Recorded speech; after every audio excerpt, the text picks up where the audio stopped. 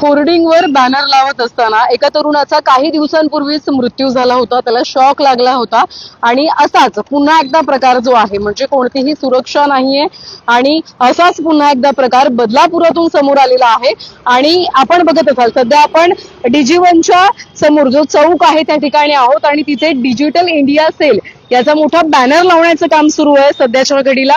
आणि हेच मोठमोठे बॅनर होर्डिंग्स लावत असताना एकंदरीत दोघं जण आहेत ज्यांच्या डोक्यावर तुम्हाला सुरक्षा कॅप आढळणार नाही, सुरक्षा रश्शी आढळणार नाही. कोणतीही सुरक्षा न घेता हे जे कर्मचारी आहेत, हे जे दोन इसम आहेत यांच्या माध्यमातून हे बॅनर लावण्याचं काम भल्या मोठ्या होर्डिंगवर सुरू असलेलं आपल्याला पाहायला मिळतंय. जर एखाद्याचा तोल जाऊन जर एखादा इसम जर पडला तर मोठी दुर्घटना जी आहे ती घडू शकते. आणि याला नेमका जबाबदार कोण, जर एखादी घटना झाली तर याला जबाबदार कोण, असा सवाल जो आहे तो या ठिकाणी उपस्थित होतो. आता आपण बघत असाल ते मागच्या बाजूला गेलेले आहेत. खर तर जवळपास काही दिवसांपूर्वीचीच घटना आहे. अंबरनाथ हद्दीत घटना घडली होती, परंतु बदलापूर अंबरनाथ मधला हा संपूर्ण प्रकार होता.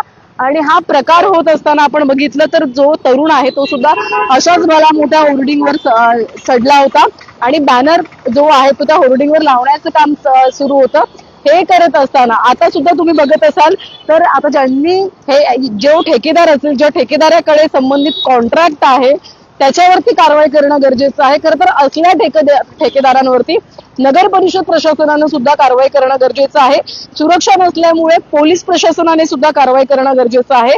त्यामुळे आता संबंधित ठेकेदार किंवा हे जे दोघं आहेत त्यांना कोणतीही सुरक्षा नसल्यामुळे त्यांच्या जो ठेकेदार आहे किंवा जर त्यांच्याकडे सुरक्षा ठेकेदाराने दिली असेल, सुरक्षा बेल्ट आणि सुरक्षा कॅप जर असेल तर जर ती ठेकेदाराने दिली असेल आणि जर यांनी घातली नसेल तर यांच्यावर सुद्धा कारवाई होणं गरजेचं आहे.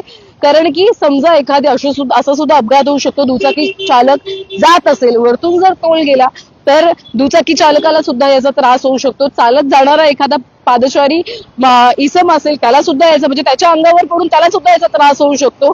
त्यामुळे आता आपण बघत असाल तर जीवावर बेतून खरं तर हे काम जे आहे ते सुरू आहे. अर्थात पोटाची खळगी भरण्यासाठी प्रत्येक जण वेगवेगळ्या क्षेत्रात काम करत असतं, पण हेच काम करत असताना बांधकाम व्यावसायिक असू द्यात किंवा संबंधित आता हे होर्डिंगवाले जे ठेकेदार आहेत, मोठमोठे होर्डिंग त्यांच्याकडे जबाबदारी असते.